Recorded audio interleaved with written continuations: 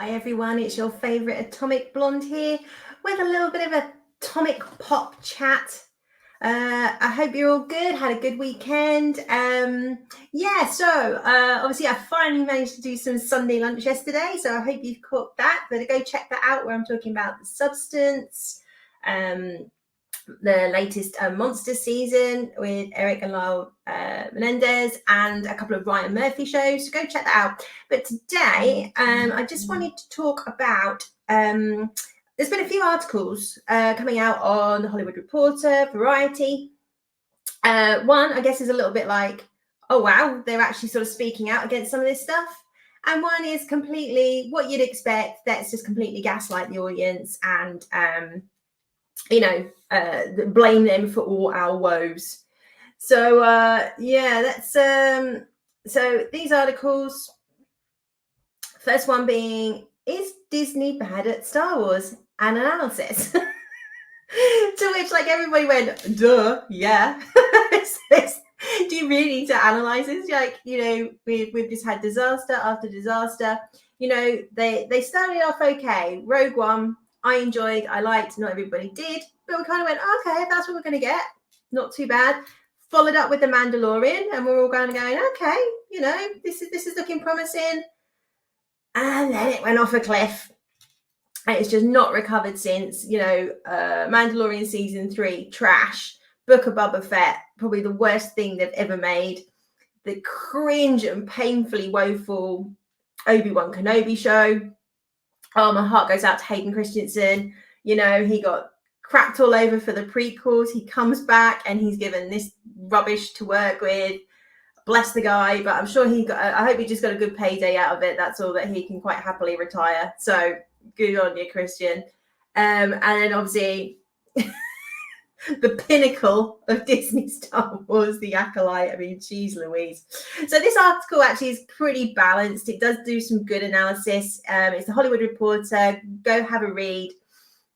And they do talk about the different, the ratings of all these shows, what's worked, what's not worked. And it's, it doesn't really go too hard on fans. Yes, it does sort of, bring the usual tropes into it a bit, but actually it's quite balanced. And I think probably one of the most honest articles we've had in a while as to why, this just isn't working. And, Chris Gore over at Film Threat summed it up best. You took a boys brand and tried to make it for girls, where the girls that wanted to see Star Wars were fans anyway. The same as let's put DEI in it. DEI was already in it. You go back and look at the opening nights of Star Wars, Empire, Jedi. The crowds queuing for these films is so diverse, right? It's all there. They didn't need to change anything. But being Disney, we have to virtue signal. We have to pat ourselves on the back and say, hey, look what we're doing, rather than concentrating on making great stories. The most disappointing thing about this article is the conclusion is, no, they're not that bad, but they need to do better, which is such a disingenuous conclusion based on everything they've literally listed in the article. So how that the James Hibbard can draw that conclusion, or he was told to draw that conclusion, I don't know. But that's probably the most disingenuous thing about this whole article. But it's definitely worth a read. Go have a read.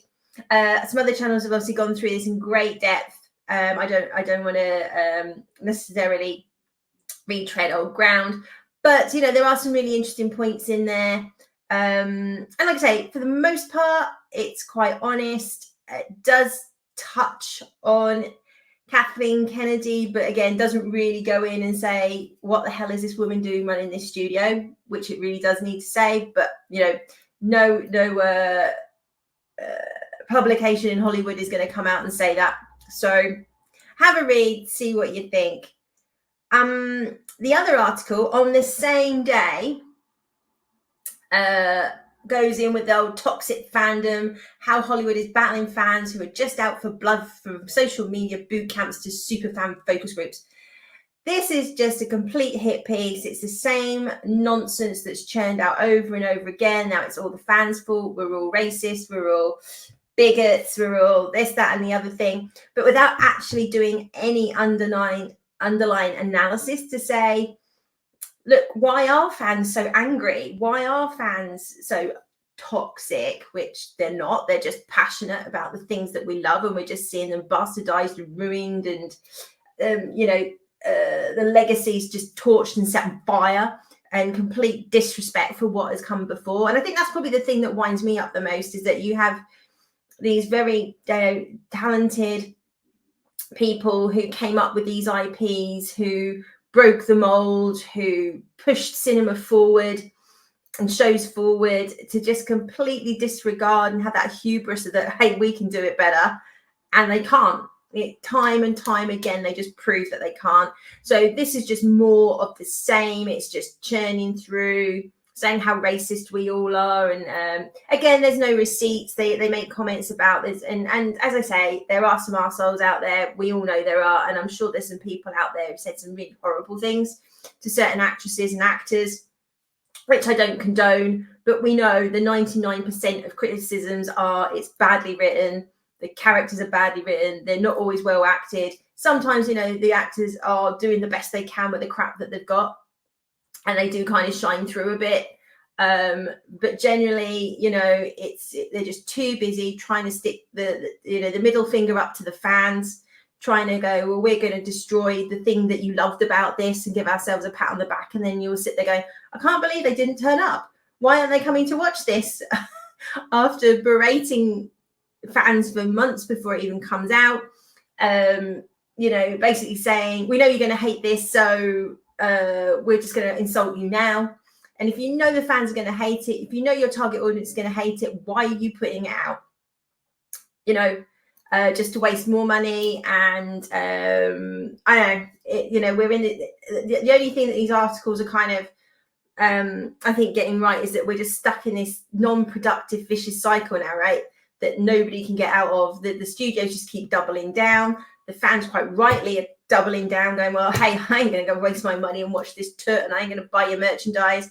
And round we go.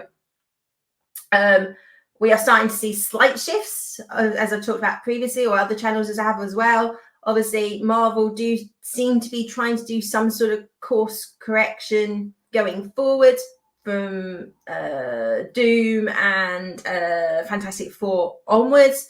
Obviously, Agatha, we're not going to see any difference. Captain America, Falcon, Brave New World, whatever it is, that's going to be same old rubbish, despite the 3,000 reshoots that they've done, because they're not prepared to fundamentally change the story or the narrative. So it doesn't matter how many reshoots you do, it's still going to be crap. So yeah, I do encourage you to read both these articles. I think the toxic fandom one will raise your blood pressure, because you just know it's just gaslighting and BS. The same tropes they just every time we say, look, this isn't very good, that makes us a bigot. And like I say, we're a stalemate right now. But I also wanted to talk about, and this actually made my blood pressure go up, I have to say. I found, again, another Variety article. I watched at the open IMAX screening at the Grove. The fanboys were nowhere to be found. The absolute loathing that this Tatiana Siegel, who wrote this article, has for the fans is unbelievable. The fact that they call them fanboys is like, they like straight away like, oh my god, she's literally, oh my god, I'm gonna have to sit in the cinema with them, right? And her preconceived views of what nerds are is so stereotypical, outdated, rude, bigoted. So everything that that's thrown at us in terms of that we're not going to like something because a person of color's in it, right? That's perfectly okay to say. That's not stereotypical or racist in any way. But the language she uses about the fans of the Joker is awful, absolutely awful. Just let me see. Let me bring up this article. I was absolutely gobsmacked when I started reading this article. Initially, you thought, oh yeah, she's going to be a bit like, you know, whatever. But it just goes on and on and on. So yeah, so basically, she's like, they're at an editorial meeting. Here we go. Nobody would put their hand up, so I reluctantly raised my hand. With Todd Phillips' previous Joker, I watched Joaquin Phoenix transform into the titular Crown Prince of Darkness from a plum seat at the Toronto Film Festival during its North American premiere at a theatre filled with journalists and VIPs. This would be a different experience with me sandwiched in with the sweaty fanboy masses. It turns out I was wrong. I mean, how rude is that from the jump? I'm just like, what makes them all sweaty? And what, like, they've still got this, like, people live in their mum's basement and don't wash or something. I mean, Jesus, it's like 2024. Figuring that a Friday night showing at the Grove would offer a good template for how the Joker sequel was playing across the country, I made my way to the ticket kiosk. 20 minutes ahead of showtime, seating for the regular screening at this popular AMC theatre was wide open. Only a handful of Joker seats had been claimed. How could this be? It would be another 12 hours before the film's dismal cinema score became known. I asked a helpful attendant who didn't appear surprised. The Prime and the Dolby tend to sell out. The tickets are a bit more expensive if that's okay, the young woman suggested. As for whether she planned to see the film, she deadpanned, I was until I saw the reviews. A Dolby screening was about to begin with trailers still playing. Again, I was shocked that the tickets were still available, so I looked at options for an IMAX screening in 45 minutes.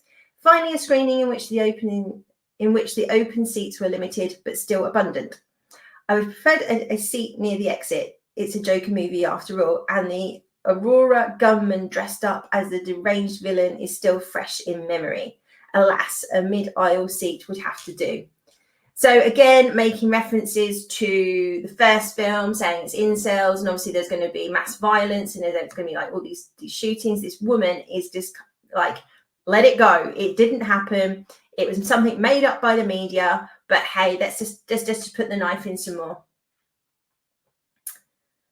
There was time to kill, so I approached patrons leaving earlier screenings as they stopped to grab a complimentary poster that featured Phoenix and co-star Lady Gaga descending a steep flight of stairs in an image reminiscent of the 2019 versions. Key art that featured Joker howling like a lunatic at the heavens at the top of the Gotham City staircase.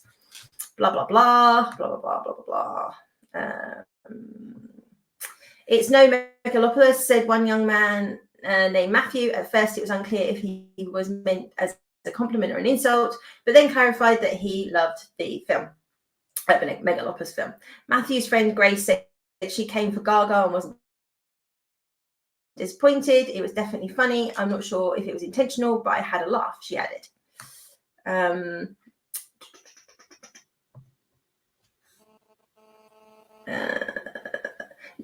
So spoke to another guy called Landon, noted dearth of fanboys at the screening.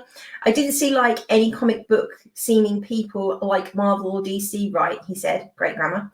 The first had a lot of like wink wink or like this little Bruce Wayne. They don't have that in this one, right? It's like the demographic you'd expect to like show up, Landon explained.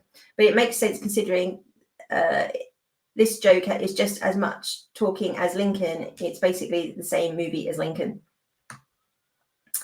Then we're going, the reviews don't bode well, blah, blah, blah. Phillips was given a blank check. So, okay. So, as I made my way to see F11, I surveyed the crowd and immediately questioned if I was in the right theatre. The vast majority of patrons were couples. Straight, gay, young, middle-aged, holding hands, cuddling for a film that would soon feature the eponymous psycho bashing a judge's head with a gavel until his brain matter runneth all over the stand. In fact, I haven't seen this many couples in a theatre since an opening night screening of How to Lose a Guy in 10 Days. I mean, Jesus, has she not been to the cinema for like 20 years? I mean, we all go to the theatre all the time, right? The cinema. I have seen couples aplenty in a plethora of films, mainly Marvel ones, but clearly she doesn't go to those, so you know, it's unbelievable. Then, shock horror, no one was dressed up as the Joker. The only masks were the cloth COVID types. The couple to my right, two men, moved to two empty seats to my right after the trailers ended. But a minute into the movie, another couple, male and female, arrived. I don't know why this is even relevant, their sexuality, but whatever, arrived and wanted their rightful seats. They stood up directly in front of me, arguing, resulting in missing most of the animated intro. Once the heterosexual couple nestled into their seats, they started to get busy, really busy, kissing, talking, ignoring the movie altogether. Now, at one point, they were spooning with their seats fully reclined, the woman and man's hand stretching into my territory. My fears of catching a mass shooter stray were replaced by landing an STD by proximity.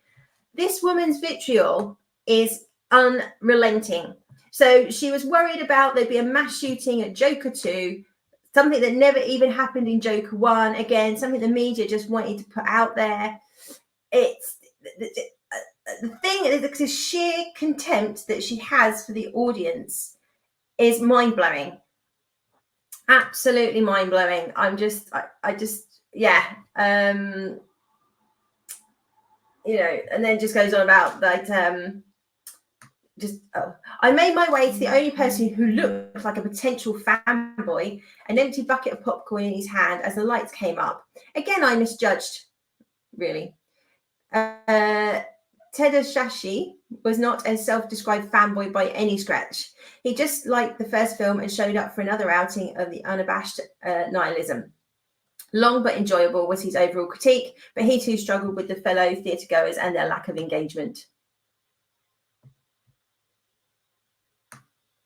And there's people being just rude. But, you know, the sheer, you can just get the sheer disappointment in and the tones that she had, that she couldn't write about the fanboys and how much they hated it, or, oh my God, they ruined the experience. I was on edge the whole time thinking I was going to get shot. But this completely, it's okay to have those preconceptions, that bias, that bigotry towards people who she perceives may or may not like this film. I think is absolutely disgusting. And it just beggars belief that, you know, this is seen as completely okay to do, to judge people, their character, their, you know, their morals based on the type, because they like comics or they like DC. I mean, what the hell? You know, the sheer hypocrisy of these people just absolutely beggars belief. It just blows my mind. I don't know why it still does, because we, like, you know, certainly the second article about toxic fandom, this article, they're both Variety as well. I think Variety and Hollywood Report are all owned by the same people, but clearly the Variety is looking to put the boot in, maybe to, you know, we've got to counter our colleague over there that's sort of hinting that, oh, this may not be the fans' fault. So anyway, that was what I wanted to talk about. Do go check out those articles. I'd love to know your thoughts. Let me know what you think in the comments. I mean, I know this is nothing new. We've all been talking about this since 2016 pretty much, but the fact that they just won't let it go, or the moment we see a sort of a chink in the armor that somebody's going, oh, maybe this is not all down to the fans, in come those ridiculous articles and insulting and bigoted articles. I think the reason we see so much of this is bloody projection, right? They are the biggest hypocrites under the sun. So anyway, before I start ranting again, do let me know what you think. I hope you enjoyed this quick little thoughts chats on the mass media. Yeah, no wonder everybody turns to YouTube. So anyway, have a great week. As always, please like, share, and subscribe. And I'll be back soon. You take care. You take care. Bye-bye.